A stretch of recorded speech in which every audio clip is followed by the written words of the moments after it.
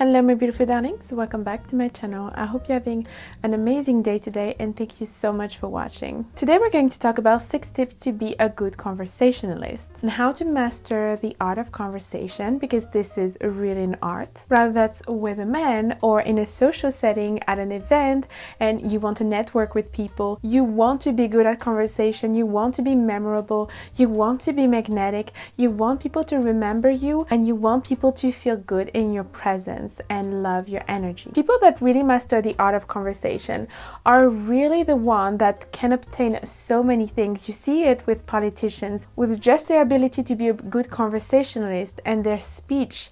They're able to convince so many people. And the art of conversation is really a long subject. I could talk about it for hours, but this video is more like some easy tips that you can implement a little bit every day.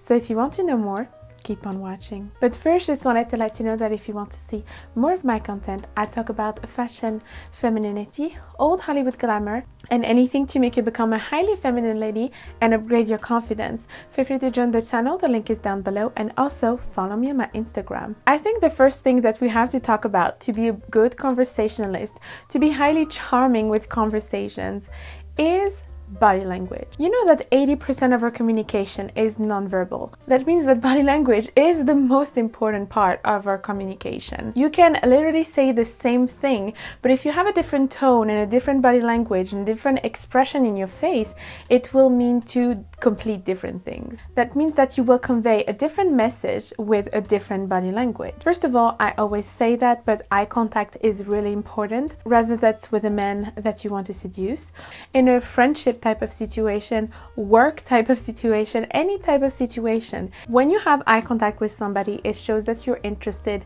in what the person has to say. You're interested in connecting with the other person. And we always say that the eyes are the windows to the soul. You can literally be charmed by just eye contact, by just the eyes of somebody. And in terms of seduction, you can play around. You can play with the smiles, you can play with the siren eyes, you can play with so many different ways of looking at somebody. And when it's with friends, it's another way of looking at somebody. It's a way of looking at them in the eyes, but in form of a connection. I'm listening to you, I'm interested in what you have to say, I'm there for you. When it's about work, it's about showing how focused you are, how interested you are in the conversation, and how interested you are in the business you're doing. Leaning in and leaning back, it's also a really good thing, like getting close to the person. Leaning in and back can really intensify everything about your conversation.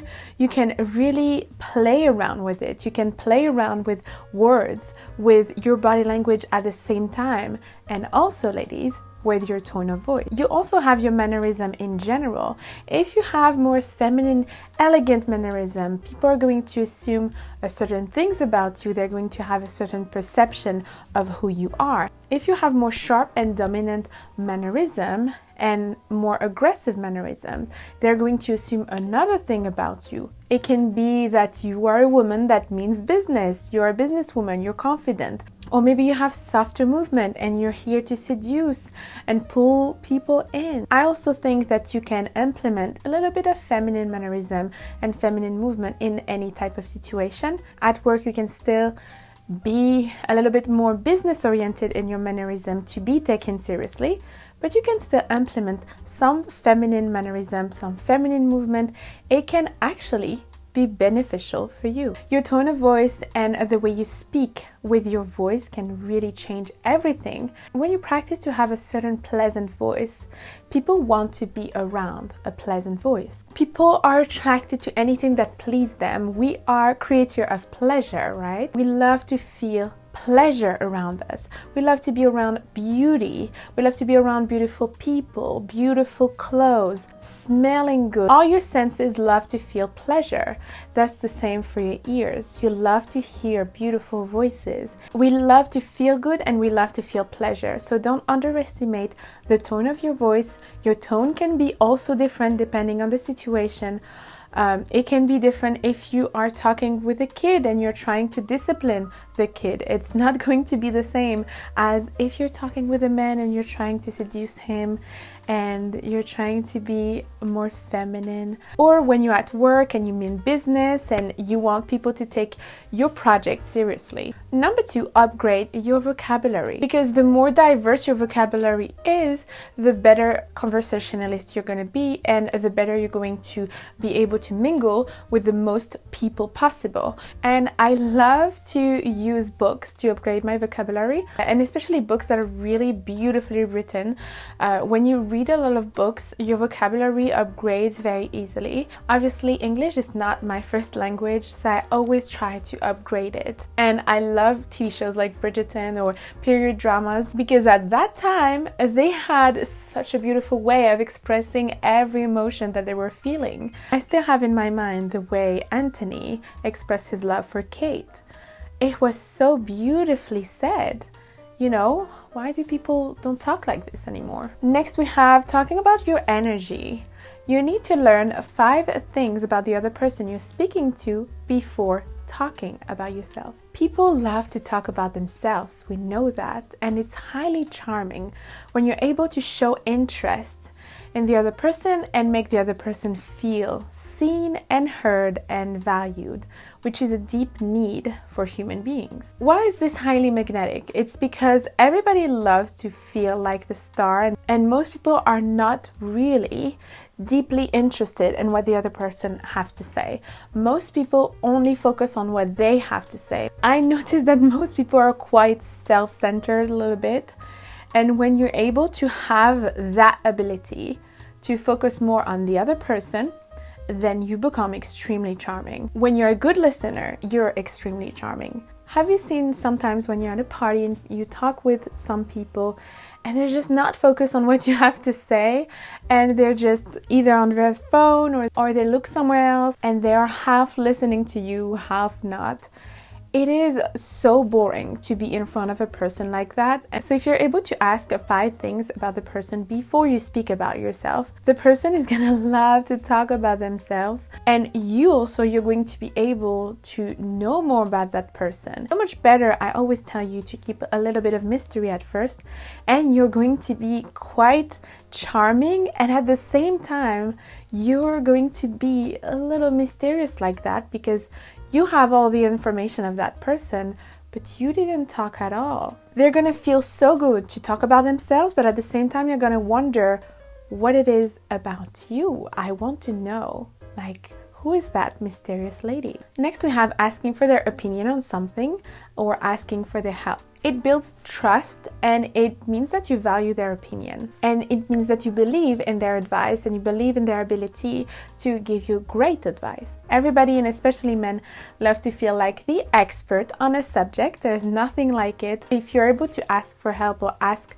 for an opinion, especially for my ladies that want to feel feminine around a man, you ask for help to a man. It's going to boost his ego. He's going to feel like the hero that they want to be, and they're going to love it, love that sensation. And I feel like anybody loves this sensation of feeling like an expert and feeling like you are teaching something to someone, because that kind of boosts the ego of anybody. When you make someone feel like you boosted their ego, then they feel good around you and they can become addicted to that energy. And in that case, you didn't need to talk for hours about 50,000 subjects and really intellectual subjects. No, you just made the other person feel good around you. And that is being a good conversationalist and being highly charming. Next, you need to be an interesting person. So you need to have hobbies, you need to have interest, and you need to have passions. I feel like passionate people are the most attractive people. People, when they have passion and they're able to talk about it, they're so interesting, they're radiant, their energy radiates around the room, and it's so beautiful, it's so addictive. It's like, it's fun to be around that type of person.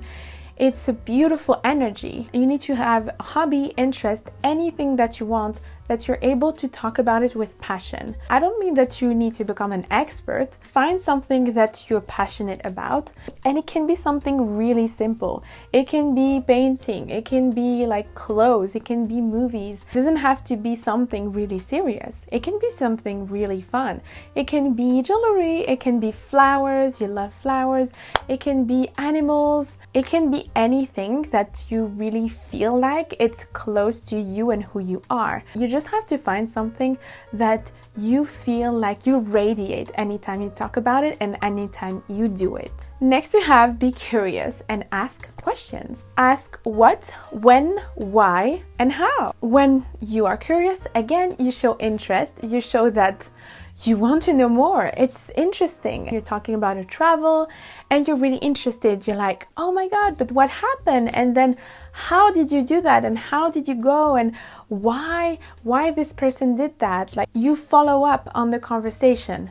Like that, there's always something to say because you're curious. When you are curious, you're able to make the conversation evolve and continue the conversation, make it more interesting. There's a big mistake in conversation is that when you don't know what to say, when it's awkward and nobody knows what to say next, but when you're genuinely curious and you're genuinely a good listener, then there's no problem with that because there's always something next to come up.